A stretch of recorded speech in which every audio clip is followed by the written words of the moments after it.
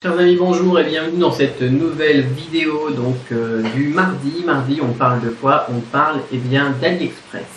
Alors AliExpress, j'ai envie de faire une petite vidéo un petit peu comme celle de vendredi dernier, je crois, qui parlait d'Alibaba, ou jeudi dernier, enfin je sais plus, c'est pas grave. L'idée, le concept, c'était tout simplement qu'en utilisant alibaba.com.cn, on pouvait avoir les prix les plus bas du marché et puis comparer ça ensuite avec ce que les fournisseurs sur alibaba.com nous donnaient et voir un petit peu ce qui nous restait comme marge de négociation par rapport au coût de revient des fournisseurs. Si vous n'avez pas vu cette vidéo et que vous comprenez rien, c'est normal, vous avez tout qui est ici en haut à droite de cette vidéo, vous cliquez là-dessus, vous tombez sur la vidéo donc de jeudi ou vendredi dernier qui vous explique un petit peu le concept. Et ça c'est génial parce que ça nous permet de voir un petit peu où on en est dans notre négociation et si on dépense plus qu'on devrait et que le fournisseur s'y fait plus d'argent qu'il ne le devrait parce qu'on n'a pas bien négocié notre prix.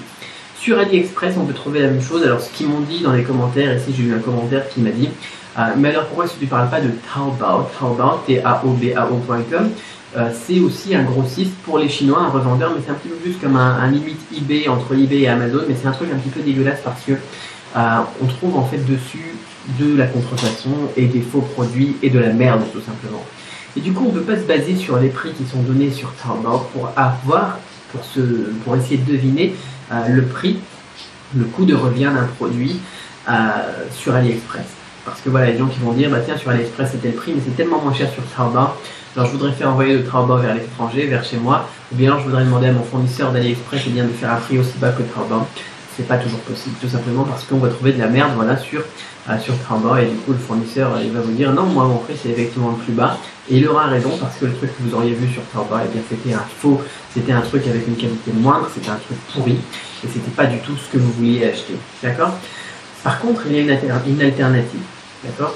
C'est JD.com. JD.com, c'est un petit peu comme Amazon.com dans le service du côté haut de gamme, du service premium, avec des fournisseurs qui ont vraiment des produits de qualité, qui sont les vrais produits, des produits officiels, et qui vont vous donner les meilleurs prix, tout simplement. D'accord?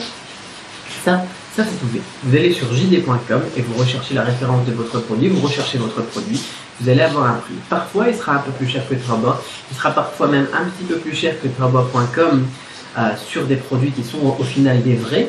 Parce que sur jd.com, je crois qu'il faut payer des frais, etc. pour les vendeurs, mais au moins on est sûr qu'on a de la qualité. Et cependant, ça va vous permettre d'avoir une meilleure idée du coût de revient du produit. Ça sera peut-être un petit peu supérieur, mais au moins voilà. Parfois, par exemple, moi ce que je fais, quand je suis en Chine et je vais au mall, je vais aller acheter, je prends un exemple réel, l'autre coup je vais aller acheter des enceintes avec mon beau-père, d'accord? Le gars il me faisait les enceintes à 650 renminbi, ce qui fait à peu près une dizaine d'euros. Et moi, je suis allé voir sur Taobao combien ça coûtait. On trouvait un petit peu de tout et n'importe quoi. Et là, je l'ai montré aux gens et puis ils m'ont dit non, c'est pas possible d'arriver à ce prix-là, ça doit être du faux, ça doit être de la merde. Je m'en doutais, voilà, c'était juste pour faire le test. Et ensuite, j'ai regardé sur jd.com et je lui ai pas dit c'était combien. J'ai négocié avec lui vraiment son dernier prix. Il était à 549 ou quelque chose comme ça, ce qui était exactement le même prix que sur jd.com. Et donc il se faisait toujours sa petite marge, bien évidemment, parce que les gens ils ont besoin de se nourrir, quoi. Ils ne peuvent pas revendre à prix coûtant, ils ont besoin de payer leur loyer, ils ont besoin de payer leurs salariés éventuellement, etc. Mais j'ai eu un prix le plus réglo possible, tout simplement, je le sais, parce que j'avais l'équivalent, on pourrait négocier peut-être un petit peu en dessous, et j'avais l'équivalent au moins de jd.com, et c'est ce que je vous recommande de faire, vous aussi pour vos achats sur AliExpress, si jamais vous avez l'impression que parfois c'est un petit peu plus cher que ça ne devrait l'être. Voilà. Je sais pas, je pense pas que jd.com livre à l'étranger. Sinon, il y a d'autres solutions. Si jamais vous ne trouvez vraiment pas sur AliExpress le produit au bon prix, il y a d'autres solutions qui existent pour envoyer vos colis, donc en DHL notamment. Moi, c'est ce que je fais parfois depuis la Chine. Donc, vous envoyez de jd.com jusqu'à une adresse en Chine, et ensuite de cette adresse en Chine jusqu'à chez vous en France, par exemple par DHL. Moi, j'ai déjà fait ça.